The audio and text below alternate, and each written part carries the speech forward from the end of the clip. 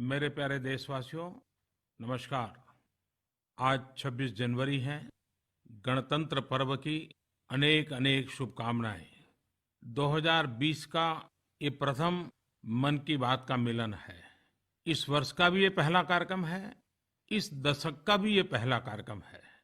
साथियों, इस बार गणतंत्र दिवस समारोह की वजह से आपसे मन की बात उसके समय में परिवर्तन करना उचित लगा और इसलिए एक अलग समय तय करके आज आपसे मन की बात कर रहा हूं।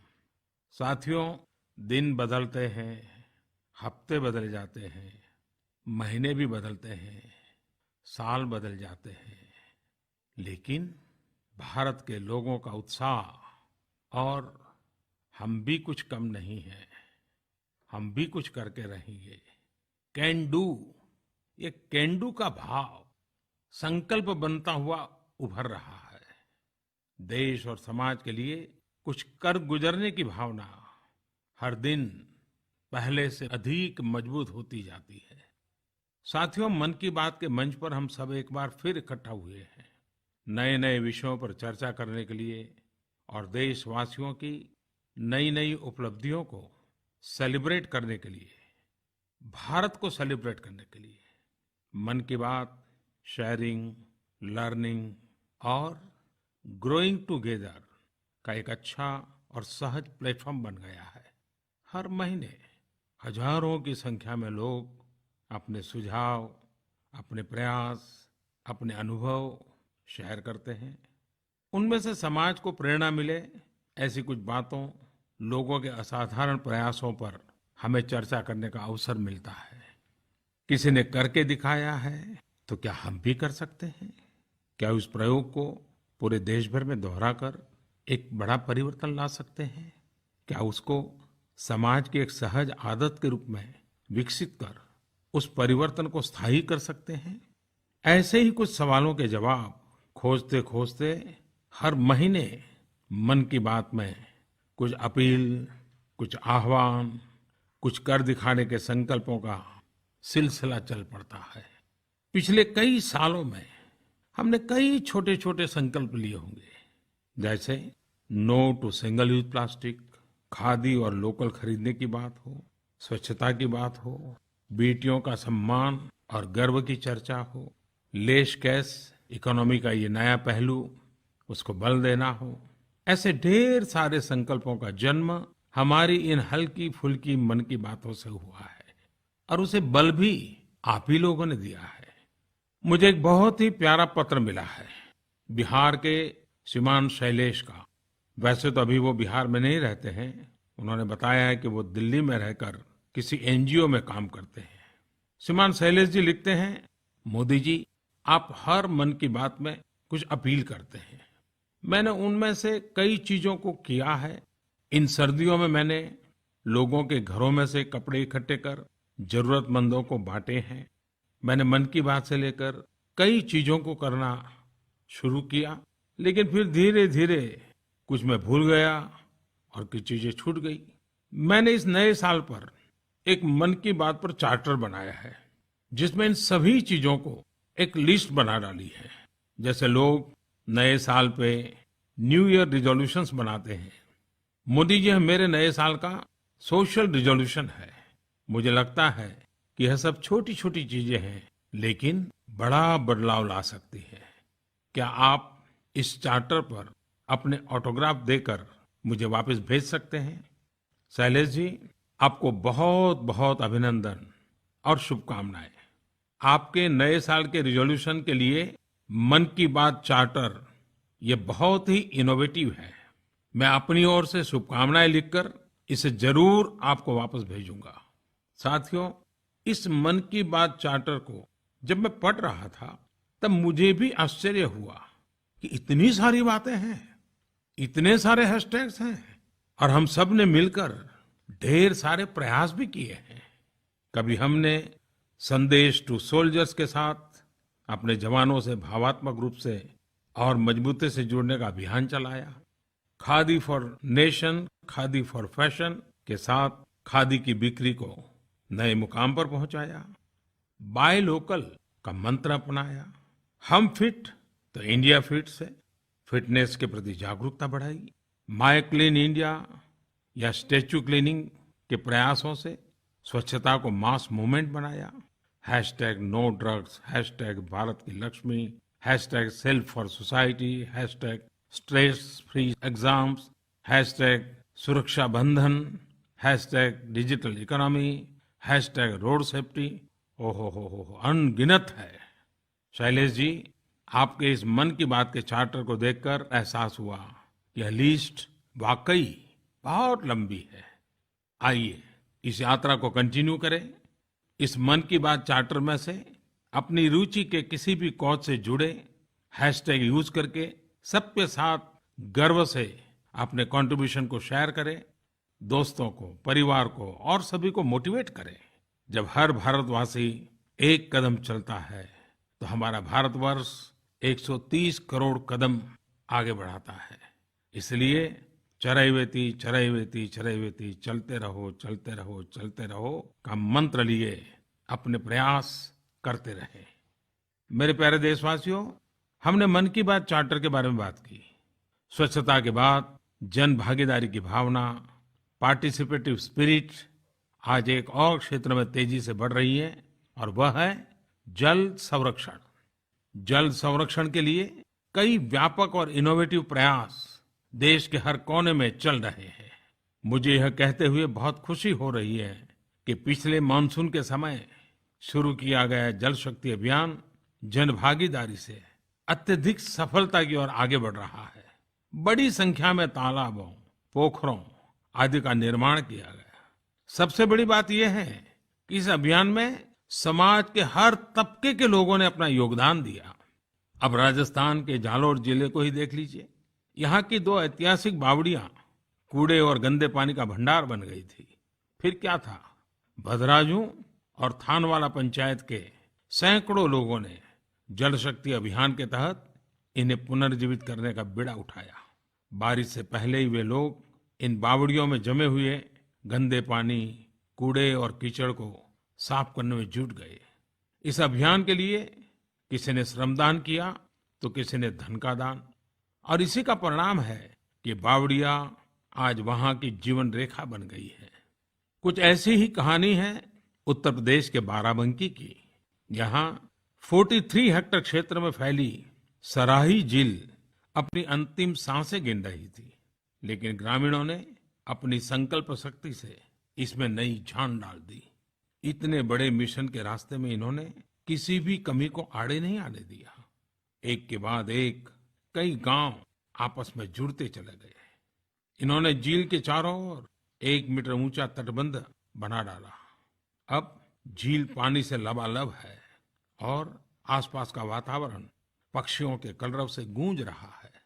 उत्तराखंड के अल्मोड़ा हल्द्वानी हाईवे से सटे सुनियाकोट गांव से भी जन भागीदारी का एक ऐसा ही उदाहरण सामने आया है।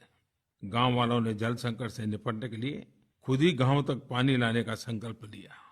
फिर क्या था, लोगों ने आपस में पैसे इकट्ठे किए, योजना बनी, श्रमदान हुआ और करीब 1 किलोमीटर दूर से गांव तक पाइप बिछाई गई, पंपिंग स्टेशन लगाया गया और फिर देखते ही देखते 2 दशक पुरानी समस्या हमेशा हमेशा के लिए खत्म हो गई। वहीं तमिलनाडु से बोरवेल को रेन वाटर हार्वेस्टिंग का जरिया बनाने का बहुत ही इनोवेटिव आइडिया सामने आया है। देश भर में जल संरक्षण से जुड़ी ऐसी अनगिनत कहानियां हैं जो न्यू इंडिया के संकल्पों को बल दे रही है। आज हमारे जल शक्ति चैंपियंस की कहानियां सुनने को पूरा देश उत्सुक है। मेरा आपसे अनुरोध है कि जल संचय और जल संरक्षण पर किए गए अपने स्वयं के या अपने आसपास हो रहे प्रयासों की कहानियां, फोटो एवं वीडियो हैशटैग जल शक्ति फॉर इंडिया उस पर जरूर शेयर करें। मेरे प्यारे देशवासियों और खास करके मेरे युवा साथियों, आज मन की बात के माध्यम से मैं असम की सरकार और असम के लोगों को खेलो इंडिया की शानदार मेजबानी के लिए बहुत बहुत बधाई देता हूं। साथियों, 22 जनवरी को ही गुवाहाटी में तीसरे खेलो इंडिया गेम्स का समापन हुआ है। इसमें विभिन्न राज्यों के लगभग 6,000 खिलाड़ियों ने हिस्सा लिया।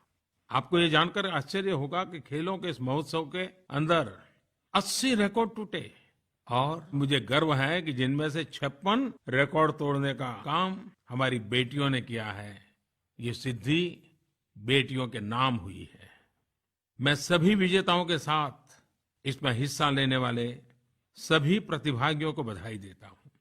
साथ ही खेलो इंडिया गेम्स के सफल आयोजन के लिए इससे जुड़े सभी लोगों, प्रशिक्षकों और तकनीकी अधिकारियों का आभार व्यक्त करता हूं। यह हम सबके लिए बहुत ही सुखद है कि साल दर साल खेलो इंडिया गेम्स में खिलाड़ियों की भागीदारी बढ़ रही है। यह बताता है कि स्कूली स्तर पर बच्चों में स्पोर्ट्स के प्रति झुकाव कितना बढ़ रहा है। मैं आपको बताना चाहता हूं कि 2018 में जब खेलो इंडिया गेम्स की शुरुआत हुई थी, तब इसमें 3500 खिलाड़ियों ने हिस्सा लिया था। लेकिन महज 3 वर्षों में खिलाड़ियों की संख्या 6,000 से अधिक हो गई है, यानी करीब करीब दोगुनी। इतना ही नहीं, सिर्फ 3 वर्षों में खेलो इंडिया गेम्स के माध्यम से 3200 प्रतिभाशाली बच्चे उभर कर सामने आए हैं। इनमें से कई बच्चे ऐसे हैं जो अभाव और गरीबी के बीच पले बढ़े हैं। खेलो इंडिया गेम्स में शामिल होने वाले बच्चों और उनके माता पिता के धैर्य और दृढ़ संकल्प की कहानियां ऐसी हैं जो हर हिंदुस्तानी को प्रेरणा देगी। अब गुवाहाटी की पूर्णिमा मंडल को ही ले लीजिए। वो खुद गुवाहाटी नगर निगम में एक सफाई कर्मचारी है, लेकिन उनकी बेटी मालविका ने जहां फुटबॉल में दम दिखाया, वहीं उनके एक बेटे सुजीत ने खो-खो में, तो दूसरे बेटे प्रदीप ने हॉकी में असम का प्रतिनिधित्व किया। कुछ ऐसी ही गर्व से भर देने वाली कहानी तमिलनाडु के योगानंथन की है। वे खुद तो तमिलनाडु में बीड़ी बनाने का कार्य करते हैं, लेकिन उनकी बेटी पूर्णाश्री ने वेट लिफ्टिंग का गोल्ड मेडल हासिल कर हर किसी का दिल जीत लिया। जब मैं डेविड बेकहम का नाम लूंगा तो आप कहेंगे मशहूर इंटरनेशनल फुटबॉलर, लेकिन अब अपने पास भी एक डेविड बेकहम है और उसने गुवाहाटी के यूथ गेम्स में स्वर्ण पदक जीता है, वो भी साइकिलिंग स्पर्धा के 200 मीटर के स्प्रिंट इवेंट में।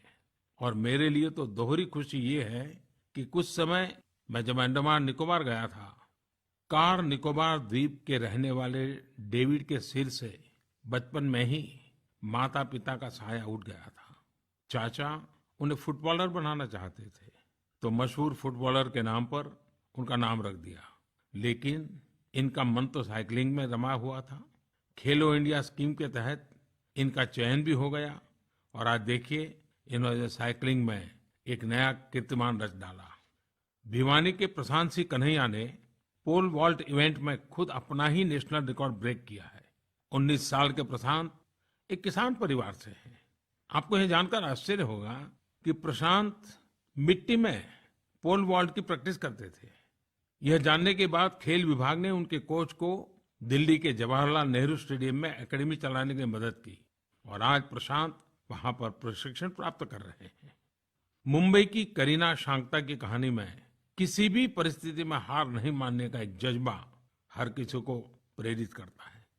करीना ने स्विमिंग में 100 मीटर बेस्ट स्ट्रोक स्पर्धा की अंडर 17 कैटेगरी में गोल्ड मेडल जीता और नया नेशनल रिकॉर्ड बनाया।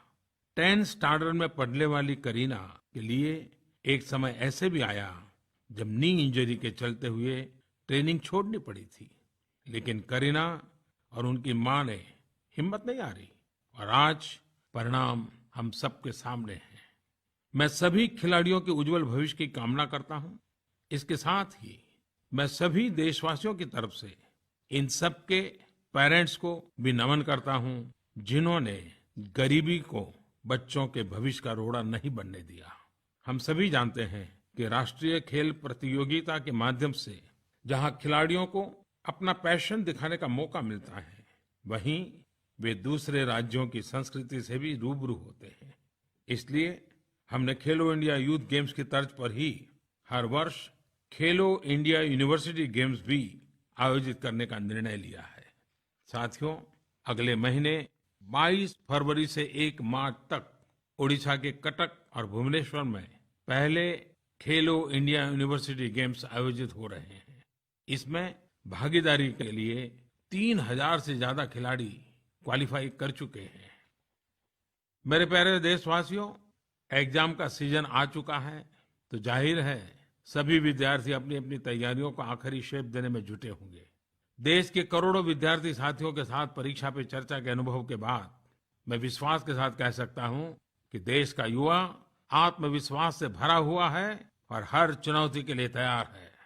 साथियों, एक और परीक्षाएं और दूसरी ओर सर्दी का मौसम, इस दोनों के बीच मेरा आग्रह है कि खुद को फिट जरूर रखें, थोड़ी बहुत एक्सरसाइज जरूर करें, थोड़ा खेले कूदे। खेल कूद फिट रहने का मूल मंत्र है। वैसे मैं इन दिनों देखता हूं कि फिट इंडिया को लेकर कई सारे इवेंट्स होते हैं। 18 जनवरी को युवाओं ने देश भर में साइक्लोथॉन का आयोजन किया, जिसमें शामिल लाखों देशवासियों ने फिटनेस का संदेश दिया। हमारा न्यू इंडिया पूरी तरह से फिट रहे, इसके लिए हर स्तर पर जो प्रयास देखने को मिल रहे हैं वे जोश और उत्साह से भर देने वाले हैं। पिछले साल नवंबर में शुरू हुई फिट इंडिया स्कूल की मुहिम भी अब रंग ला रही है। मुझे बताया गया है कि अब तक 65,000 से ज्यादा स्कूलों ने ऑनलाइन रजिस्ट्रेशन करके फिट इंडिया स्कूल सर्टिफिकेट प्राप्त किया है। देश के बाकी सभी स्कूलों से भी मेरा आग्रह है कि वे फिजिकल एक्टिविटी और खेलों को पढ़ाई के साथ जोड़कर फिट स्कूल जरूर बने।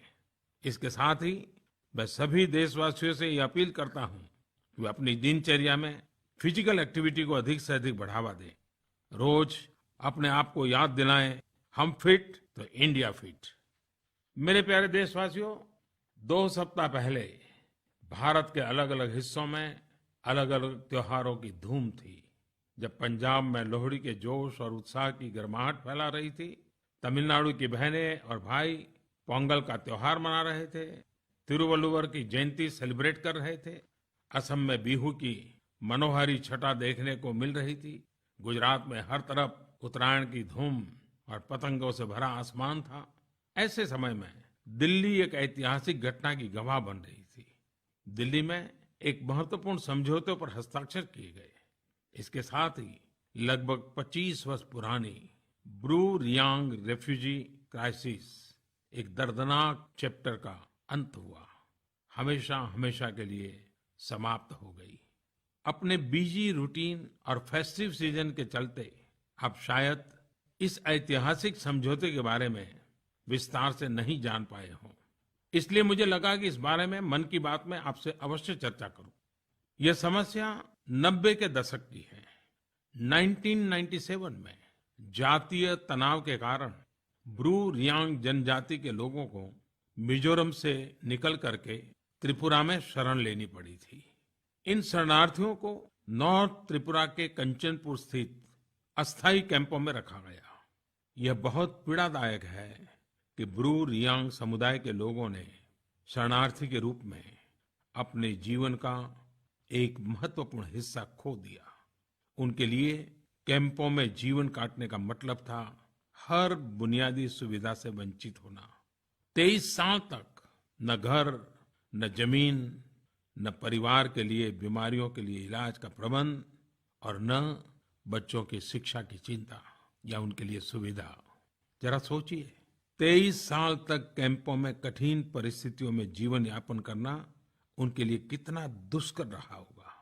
जीवन के हर पल, हर दिन का एक अनिश्चित भविष्य के साथ बढ़ना कितना कष्टप्रद रहा होगा। सरकारें आईं और चली गई, लेकिन इनकी पीड़ा का हल नहीं निकल पाया। लेकिन इतने कष्ट के बावजूद भारतीय संविधान और संस्कृति के प्रति उनका विश्वास अडिग बना रहा। और इसी विश्वास का नतीजा है कि उनके जीवन में आज एक नया सवेरा आया है। समझौते के तहत अब उनके लिए गरिमापूर्ण जीवन जीने का रास्ता खुल गया है। आखिरकार 2020 का नया दशक ब्रू रियांग समुदाय के जीवन में एक नई आशा और उम्मीद की किरण लेकर आया। करीब 34,000 ब्रू शरणार्थियों को त्रिपुरा में बसाया जाएगा। इतना ही नहीं, उनके पुनर्वास और सर्वांगीण विकास के लिए केंद्र सरकार लगभग 600 करोड़ रुपए की मदद भी करेगी। प्रत्येक विस्थापित परिवार को प्लॉट दिया जाएगा, घर बनाने में उनकी मदद की जाएगी। इसके साथ ही उनके राशन का प्रबंध भी किया जाएगा। वे अब केंद्र और राज्य सरकार की जन कल्याणकारी योजनाओं का लाभ उठा सकेंगे। यह समझौता कई वजहों से बहुत खास है। यह कोऑपरेटिव फेडरलिज्म की भावना को दर्शाता है। समझौते के लिए मिजोरम और त्रिपुरा दोनों राज्यों के मुख्यमंत्री मौजूद थे। यह समझौता दोनों राज्यों की जनता की सहमति और शुभकामनाओं से ही संभव हुआ है।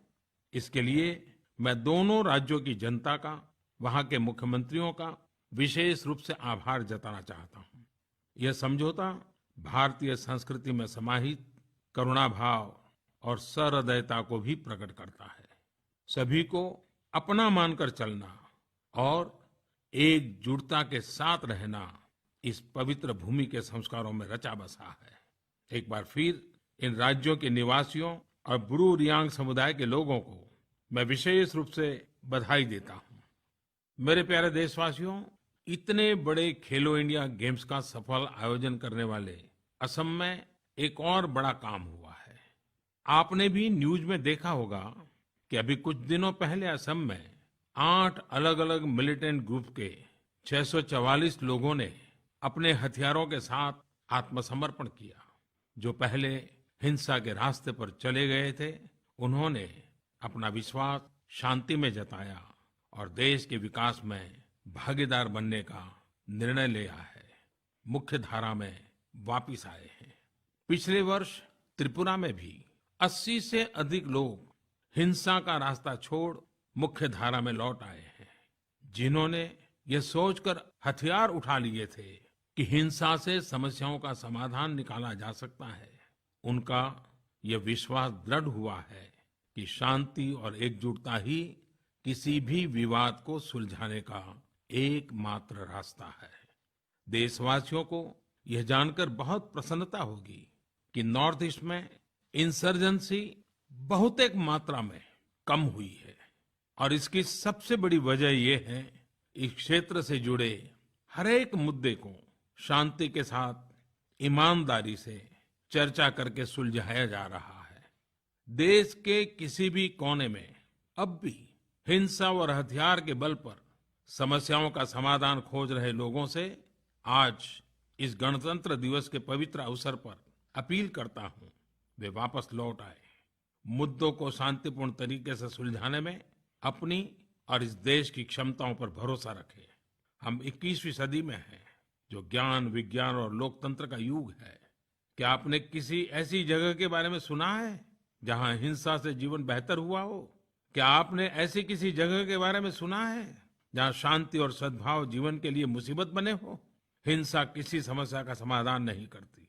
दुनिया की किसी भी समस्या का हल कोई दूसरी समस्या पैदा करने से नहीं, बल्कि अधिक से अधिक समाधान ढूंढकर ही हो सकता है। आइए हम सब मिलकर एक ऐसे नए भारत के निर्माण में जुट जाएं, जहां शांति हर सवाल के जवाब का आधार हो, एकजुटता हर समस्या के समाधान के प्रयास में हो और भाईचारा हर विभाजन और बंटवारे की कोशिश को नाकाम करे। मेरे प्यारे देशवासियों, आज गणतंत्र दिवस के पावन अवसर पर मुझे गगनयान के बारे में बताते हुए अपार हर्ष हो रहा है। देश उस दिशा में एक और कदम आगे बढ़ चला है। 2022 में हमारी आजादी के 75 साल पूरे होने वाले हैं और उस मौके पर हमें गगनयान मिशन के साथ एक भारतवासी को अंतरिक्ष में ले जाने के अपने संकल्प को सिद्ध करना है। गगनयान मिशन 21वीं सदी में साइंस एंड टेक्नोलॉजी के क्षेत्र में भारत की एक ऐतिहासिक उपलब्धि होगा। नए भारत के लिए यह एक मील का पत्थर साबित होगा। साथियों, आपको पता ही होगा, इस मिशन में एस्ट्रोनॉट यानी अंतरिक्ष यात्री के लिए 4 उम्मीदवारों का चयन कर लिया गया है। ये चारों युवा भारतीय वायुसेना के पायलट हैं। ये होनहार युवा भारत के कौशल, प्रतिभा, क्षमता, साहस और सपनों के प्रतीक है। हमारे ये चारों मित्र अगले कुछ ही दिनों में ट्रेनिंग के लिए रूस जाने वाले हैं। मुझे विश्वास है कि यह भारत और रूस के बीच मैत्री और सहयोग का एक और सुनहरा अध्याय बनेगा। इन्हें 1 साल से अधिक समय तक प्रशिक्षण दिया जाएगा। इसके बाद देश की आशाओं और आकांक्षाओं की उड़ान को अंतरिक्ष तक ले जाने का दारोमदार इन्हीं में से किसी एक पर होगा। आज गणतंत्र दिवस के शुभ अवसर पर इन चारों युवाओं और इस मिशन से जुड़े भारत और रूस के वैज्ञानिकों एवं इंजीनियरों को मैं बधाई देता हूं। मेरे प्यारे देशवासियों, पिछले मार्च में एक वीडियो मीडिया और सोशल मीडिया पर चर्चा का विषय बना हुआ था। चर्चा यह थी कि कैसे 107 साल की एक बुजुर्ग मां राष्ट्रपति भवन समारोह में प्रोटोकॉल तोड़कर राष्ट्रपति जी को आशीर्वाद देती है। ये महिला थी सालूमरदा थिमक्का, जो कर्नाटक में वृक्ष माता के नाम से प्रख्यात है, और वो समारोह था पद्म पुरस्कार का। बहुत ही साधारण बैकग्राउंड से आने वाली थिमक्का के असाधारण योगदान को देश ने जाना, समझा और सम्मान दिया था। उन्हें पद्मश्री सम्मान मिल रहा था। साथियों, आज भारत अपनी इन महान विभूतियों को लेकर गर्व की अनुभूति करता है। जमीन से जुड़े लोगों को सम्मानित कर गौरवान्वित महसूस करता है। हर वर्ष की भांति कल शाम को पद्म पुरस्कारों की घोषणा की गई है। मेरा आग्रह है कि आप सब इन लोगों के बारे में जरूर पढ़ें, इनके योगदान के बारे में परिवार में चर्चा करें। 2020 के पद्म पुरस्कारों के लिए इस साल 46,000 से अधिक नामांकन प्राप्त हुए हैं। यह संख्या 2014 के मुकाबले 20 गुना से भी अधिक है। ये आंकड़े जन जन के इस विश्वास को दर्शाते हैं कि पद्म अवार्ड अब पीपुल्स अवार्ड बन चुका है। आज पद्म पुरस्कारों की सारी प्रक्रिया ऑनलाइन है। पहले जो निर्णय सीमित लोगों के बीच होते थे, वो आज पूरी तरह से पीपल ड्रिवन है। एक प्रकार से कहें तो पद्म पुरस्कारों को लेकर देश में एक नया विश्वास और सम्मान पैदा हुआ है। अब सम्मान पाने वालों में से कई लोग ऐसे होते हैं जो परिश्रम की पराकाष्ठा कर जमीन से उठे हैं, सीमित संसाधन की बाधाओं और अपने आसपास की घनघोर निराशा को तोड़कर आगे बढ़े हैं।